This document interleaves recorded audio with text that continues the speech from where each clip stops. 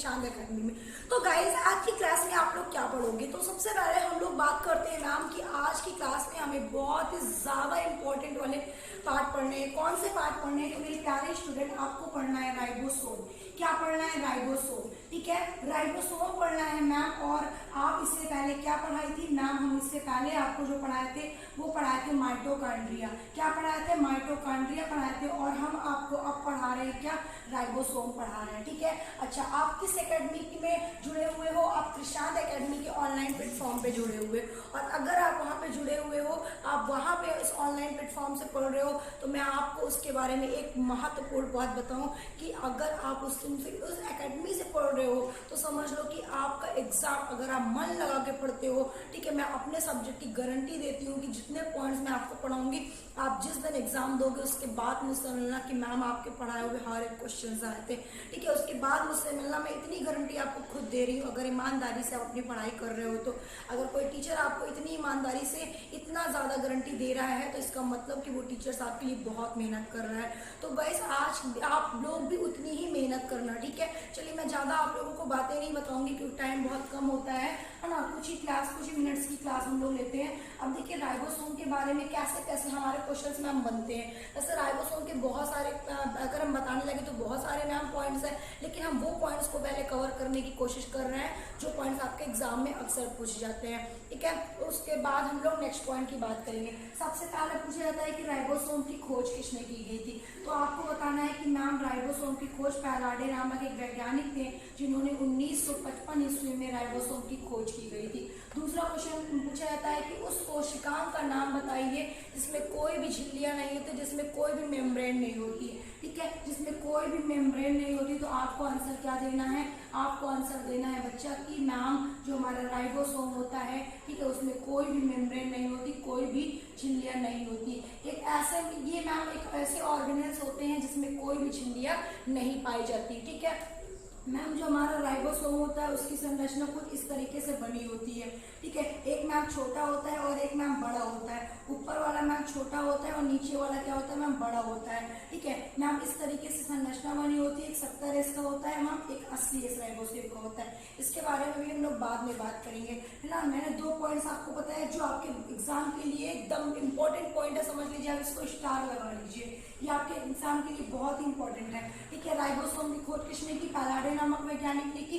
उसके बाद मैंने बताया कि राइबोसोम ऐसे कोशिकाओं का नाम बताओ जिसमें कोई भी मेम्ब्रेन नहीं पाई जाती। आपका आंसर होगा राइबोसोम। राइबोसोम कहाँ कहाँ पाया जाता है? तो सबसे पहले आपको आंसर देना है कि मैम जो आपका राइबोसोम होता है वो ER के ऊपर कण में लगे होते हैं। ER क्या होता है मैम? अगर आप पूछो कि मैम ER क्या होता है तो आपको आंसर देना है ER का मतलब क्या होता है? इंडोप्लाज्मिक। ठीक है, endoplasmic reticulum. Endoplasmic reticulum ma'am ये क्या होता है? Endoplasmic reticulum. तो बच्चा ये मैं आपको बता दूं, इंडोप्लाज्मिक रेटिकुलम को हिंदी में अगर हम बात करें तो इसको बोलते हैं अंतःप्रद्वी जालिका। क्या बोलते हैं मैम? अंतःप्रद्वी जालिका। ठीक है, इसको हिंदी में बोला जाता है अंतःप्रद्वी जालिका। मैम ये अभी हम लोग ये क्या है मैम? ये भी एक प्रकार के कोशिकांग होते हैं जैसे राइबोसोम होते हैं। अभी इसको भी मैम हम लोग पढ़ेंगे आगे। ठीक है, लेकिन अभी हम लोग क्या पढ़ रहे हैं मैम? अभी हम लोग राइबोसोम पढ़ रहे हैं। तो आपसे पूछा जाए कि राइबोसोम कहाँ पे होते हैं, ठीक है, राइबोसोम किस कोशिकांग में पाए जाते हैं, राइबोसोम के और कौन कौन से ऑर्गेनल्स में उपस्थित होते हैं, तो आपको आंसर क्या देना है? राइबोसोम जो होते हैं इंडोप्लाज्मिक रेटिकुलम के ऊपरी सतह पर स्थित होते हैं। ठीक है, अच्छा उसके अलावा मैम ये माइटोकॉन्ड्रिया और क्लोरोप्लास्ट में भी उपस्थित होते हैं। माइटोकॉन्ड्रिया एंड क्लोरोप्लास्ट में भी मैम उपस्थित होते हैं। क्या बताओगे कि मैम माइटोकॉन्ड्रिया और क्लोरोप्लास्ट में भी हमारे राइबोसोम क्या होते हैं? उपस्थित होते हैं। ठीक है, उसके अलावा देखिए, उसके अलावा आप लोगों को क्या क्या पॉइंट्स कवर करने हैं। उसके अलावा मैम हम लोगों को जो पॉइंट्स कवर करने हैं वो ये हैं कि राइबोसोम, ठीक है, कि राइबोसोम जो होता है उसे हम लोग प्रोटीन की फैक्ट्री कहते हैं। ठीक है, राइबोसोम को प्रोटीन की फैक्ट्री कहा जाता है। प्रोटीन की फैक्ट्री कहा जाता है मैम। प्रोटीन की क्या बोलते हैं? इसे हम लोग फैक्ट्री बोलते हैं। ठीक है, तो मैम प्रोटीन की फैक्ट्री क्यों कहा जाता है? क्योंकि ये प्रोटीन का निर्माण करते हैं। क्या करते हैं? ये प्रोटीन का निर्माण करते हैं। मैम राइबोसोम का कार्य अगर पूछा जाए, ठीक है, अगर राइबोसोम का हम लोग अगर राइबोसोम का हमसे कोई कार्य पूछे तो हम लोग बोलेंगे कि राइबोसोम का मेन काम होता है कि प्रोटीन का निर्माण करती है। क्या करती है मैम? प्रोटीन का निर्माण करती है, इसलिए इसे क्या बोला जाता है? प्रोटीन की फैक्ट्री बोलते हैं। और ये तो मैम सबसे इंपॉर्टेंट पॉइंट है, क्योंकि मैम ये हमारे एग्जाम में अक्सर पूछा जाता है कि प्रोटीन की फैक्ट्री किस ऑर्गेनेल्स को कहा जाता है ना। आंसर आपके कई ऑप्शन मिल जाएंगे, endoplasmic reticulum, ribosome, Golgi body, mitochondria, इस तरह के आपको 4 ऑप्शन दिए जाएंगे और आपको बताना होगा कौन सा होता है। तो आपका आंसर क्या होना चाहिए मैम? आपका आंसर होना चाहिए राइबोसोम।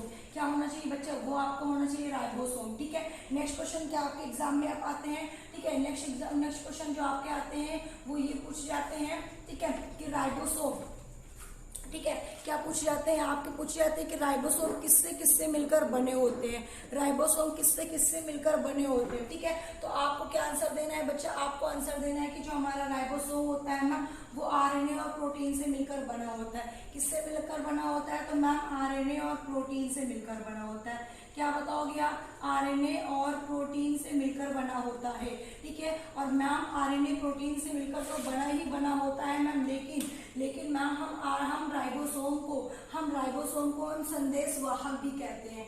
राइबोसोम को हम संदेश वाहक भी कहते हैं। अगर आपसे पूछा जाए कि अगर आपसे पूछा जाए ऐसे कोशिकाओं का नाम बताओ जिसे संदेश वाहक कहा गया है, ठीक है, संदेश वाहक कहते हैं, तो आपको आंसर क्या देना है? आपको आंसर देना है कि राइबोसोम होते हैं। ठीक है, ऐसे कोशिकाओं का नाम बताइए जिसे हम लोग क्या बोलते हैं? संदेश वाहक बोलते हैं। ठीक है, राइबोन्यूक्लिक एसिड, या संदेश वाहक का मतलब क्या होता है? Ribonucleic acid. बोले तो मैम ये आप बोल सकती हैं कि राइबोसोम एक संदेश वाहक या राइबोन्यूक्लिक एसिड है। राइबोन्यूक्लिक एसिड है। ठीक है, याद रखेंगे आप लोग? बिल्कुल मैम याद रखेंगे। सबको समझ में आ गया यहाँ तक? ठीक है मैम, हाँ समझ में आ गया। आगे हम लोग पॉइंट्स बात करें तो राइबोसोम कोशिकाओं का सबसे छोटा ऑर्गेनेज होता है। ठीक है, राइबोसोम कोशिकाओं का सबसे छोटा कोशिकांग होता है मैम, सबसे छोटा कोशिकांग होता है। और मैम इसका साइज कितना होता है? ठीक है, सबसे छोटा कोशिकांग तो होता ही होता है मैम, इसका साइज कितना होता है? तो अगर हम इसकी साइज की बात करें तो मैं आप लोगों को बता दूं, इसकी साइज जो होती है वो कितनी होती है? 150 से, ठीक है, 150 से 250 एंगस्ट्रॉम होती है। 150 से 250 एंगस्ट्रॉम होती है मैम। 1 एंगस्ट्रॉम बराबर कितना होता है? 10⁻⁻10 एंगस्ट्रॉम। ठीक है, तो 1 एंगस्ट्रॉम का बराबर इतना होता है। तो मैम हमारा सबसे छोटा कोशिकांग होता है, इसकी जो साइज होती है वो कितनी होती है? इसकी साइज जो बच्चे होती है वो 150 से 250 एंगस्ट्रॉम की होती है। ठीक है, देखिए मैंने आप लोगों को बता दिया कि आपका जो राइबोसोम होता है किससे मिलकर बना होता है? आरएनए और प्रोटीन से मिलकर बना होता है। और ये भी आप लोगों के लिए बहुत ही प्लस पॉइंट है। मैंने जितने पॉइंट्स बताए वो आपके एग्जाम में पूछे जाने वाले क्वेश्चंस हैं।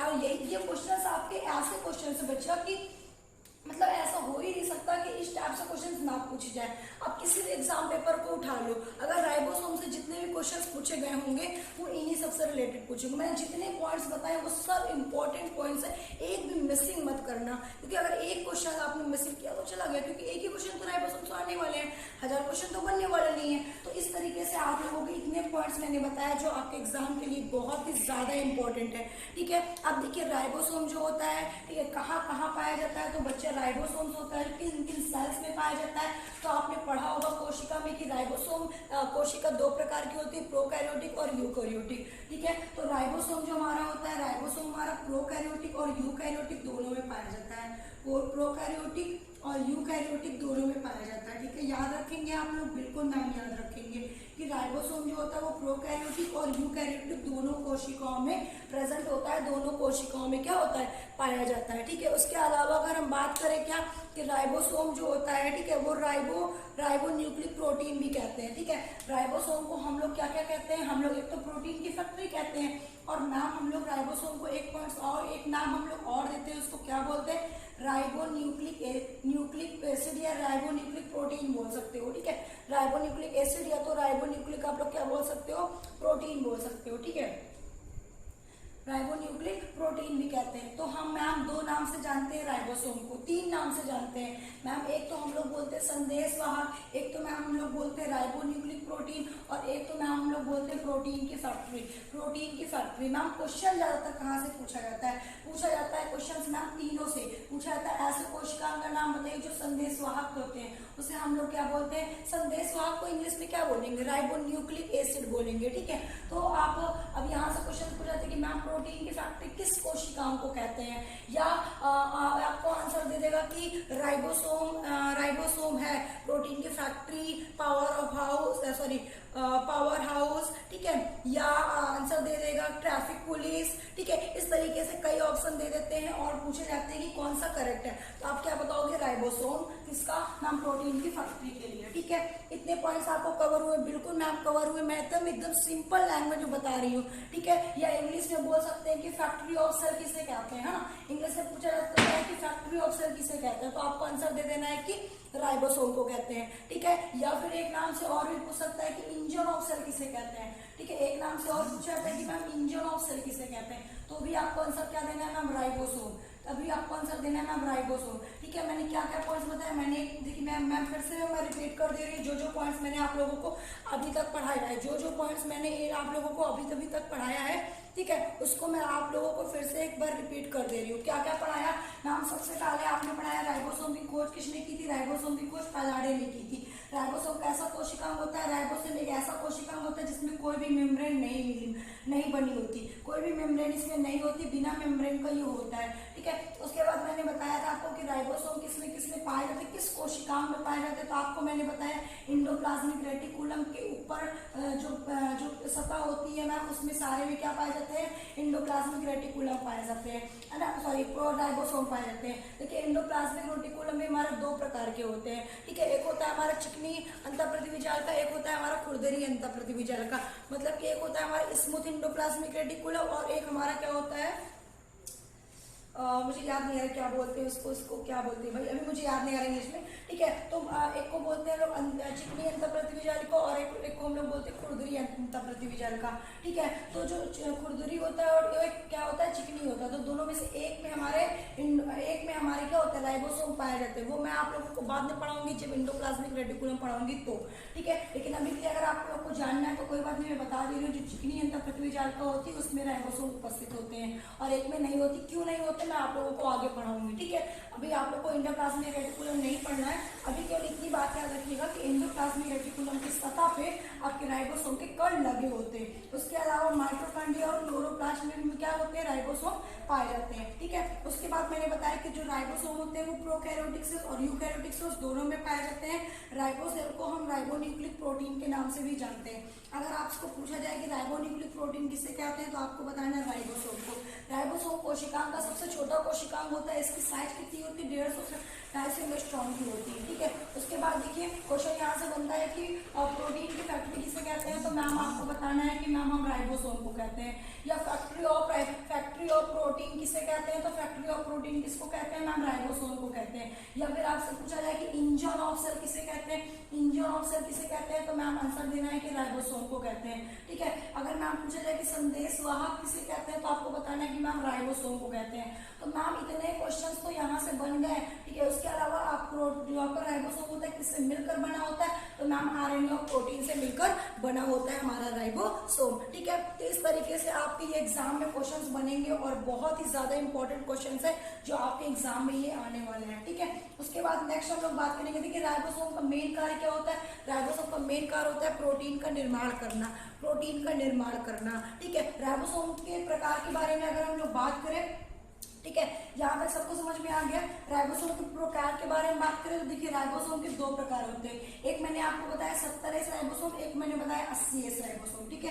देखिए जो आपके 70S राइबोसोम होते हैं और जो 80S राइबोसोम होते हैं उसको हम लोग दो सब यूनिट में डिवाइड करते हैं। 70S राइबोसोम को और 80S राइबोसोम को दो सब यूनिट में डिवाइड कर देते हैं, ठीक है। पहला हम लोग किसमें करते हैं? जो 70S राइबोसोम होते हैं उसको हम लोग 50S और 30S सब यूनिट में डिवाइड करते हैं और जो 80S होते हैं मैम उसको हम लोग 60S और 40S राइबोसोम में डिवाइड करते हैं। इस तरीके से मैम हम लोग दो सब यूनिट में इसको डिवाइड करते हैं और क्वेश्चन हमारा पूछा जाता है कि 70S राइबोसोम, ठीक है, 70S राइबोसोम को कितने सब यूनिट में डिवाइड किया तो आपको बता देना 50S राइबोसोम और 30S राइबोसोम। 80S में पूछा जाए तो आपको बताना 60S राइबोसोम और 40S राइबोसोम, ठीक है। अच्छा यहाँ तक सबको समझ में आ गया होगा, ठीक है। उसके बाद देखिए मैं वो वही पॉइंट्स बता रही हूँ जहाँ से क्वेश्चन पुट अप हो रहे हैं, ठीक है। यहाँ तक सबको समझ में आ गया। हम लोग थोड़ा सा आगे बढ़े।